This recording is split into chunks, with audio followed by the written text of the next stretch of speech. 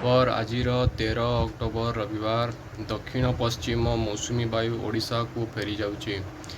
ଖୁବ୍ ଶୀଘ୍ର ମହିଳାମାନଙ୍କୁ ପୁଣି ତୃତୀୟ ପର୍ଯ୍ୟାୟରେ ସୁଭଦ୍ରା ଟଙ୍କା ପଠାଯିବ ଉପମୁଖ୍ୟମନ୍ତ୍ରୀ।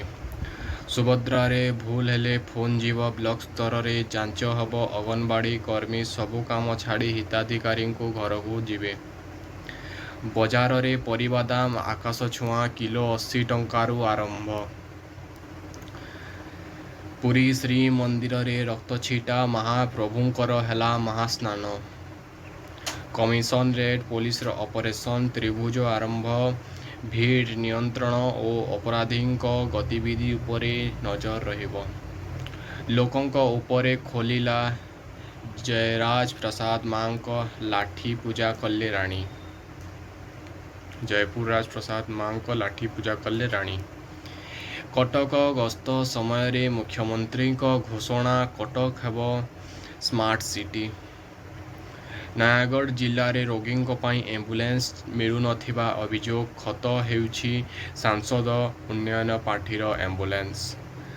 ଦାଉମାଳି ଅବହେଳିତ ହୋଇ ପଡ଼ି ରହିଛି। ପ୍ରଶାସନ କିମ୍ବା ପର୍ଯ୍ୟଟନ ବିଭାଗର ଦୃଷ୍ଟି ପଡ଼ୁନାହିଁ। ରାଉରକେଲାରେ ରାବଣ ପୋଡ଼ି ବେଳେ ଅଘଟଣ, ଯୁବକଙ୍କ ଛାତିରେ ବାଣ ପଡ଼ି ଆହତ। ପୁରୀ ଚନ୍ଦ୍ରଭାଗା ସମୁଦ୍ର କୂଳରେ ଗାଧୋଉଥିବା ବେଳେ ଭାସିଗଲେ 3 ଯୁବକ, 2 ଉଦ୍ଧାର, ଜଣେ ନିଖୋଜ। ବଲାଙ୍ଗୀର ଫରେଷ୍ଟ ରେଞ୍ଜର 2ଟି ସେକ୍ସନର 2ଟି ସ୍ଥାନରେ 5 ଜଣିଆ ଭିତରେ 2ଟି ହାତୀଙ୍କ ମୃତ୍ୟୁ। 5 ଦିନ ଭିତରେ 2ଟି ହାତୀଙ୍କ ମୃତ୍ୟୁ। ଫୁଲବାଣୀ ତିଲକପଡ଼ାରେ କାର୍ ସହ ବାଇକ୍ ମୁହାଁମୁହିଁ ଧକ୍କା ହୋଇ 3 ଜଣ ଗୁରୁତର। ଭିଡ଼ିଓଟି ଭଲ ଲାଗୁଛି ତ ଲାଇକ୍ କରନ୍ତୁ।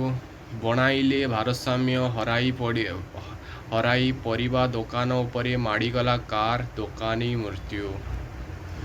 ନୟାଗଡ଼ ଥାନାରୁ ଅଭିଯୁକ୍ତ ଫେରାର, 2 ପୁଲିସ କର୍ମଚାରୀ ନିଲମ୍ବିତ। ଢେଙ୍କାନାଳରେ ରଙ୍ଗିଲା ବାବା କାବଲ୍ୟ ଜାନି ଗିରଫ। ଯୁବତୀଙ୍କୁ ଅପହରଣ ଅଭିଯୋଗ ପରେ ବାନ୍ଧିଲା ପୋଲିସ। ବାଙ୍ଗିରିପୋଷି ନିକଟସ୍ଥ କଲିକତା ଛକରେ 2 ବାଇକ୍ ମୁହାଁମୁହିଁ ଧକ୍କା ହେବାରୁ ଜଣଙ୍କର ମୃତ୍ୟୁ। ହିନ୍ଦୁସ୍ତାନ ଏରୋନଟିକ୍ସ ମହାରତ୍ନ ମାନ୍ୟତା। କ୍ରିକେଟ ବାଂଲାଦେଶକୁ 133 ରନରେ ହରାଇଲା ଟିମ୍ ଇଣ୍ଡିଆ। ଦୃଷ୍ଟିବାଧିତ ଟି20 ବିଶ୍ୱକପ୍ ଭାରତୀୟ ଟିମ୍ରେ ସ୍ଥାନ ପାଇଲେ 4 ଜଣ ଓଡ଼ିଆ। ମୁମ୍ବାଇରେ ସର୍ବସାଧାରଣ ସ୍ଥାନରେ ଲୋକେ ଗହଳିରେ ଏନ୍ସିପି ନେତା ବାବା ସିଦ୍ଦିଙ୍କୁ ଗୁଳି କରି ହତ୍ୟା। ହରିୟାଣାରେ ମୁଖ୍ୟମନ୍ତ୍ରୀ ହେବେ ନାୟବ ସିଂ ସୋନି। ଅକ୍ଟୋବର 17 ତାରିଖରେ ଶପଥ ନେବେ।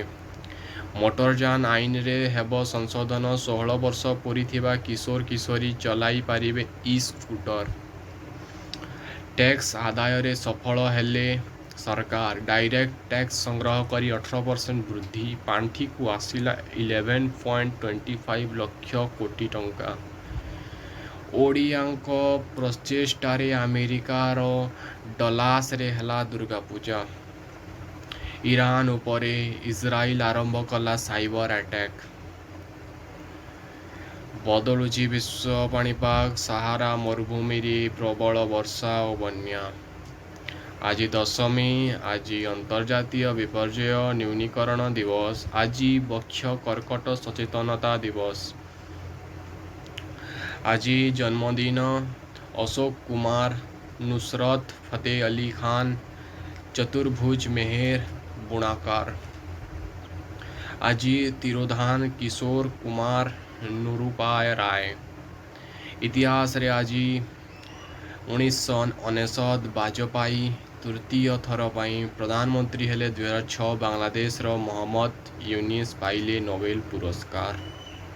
ଯଦି ଭିଡ଼ିଓଟି ଭଲ ଲାଗୁଛି ତ ଲାଇକ୍ କର, କମେଣ୍ଟ କର, ସବସ୍କ୍ରାଇବ କର। ବାଏ।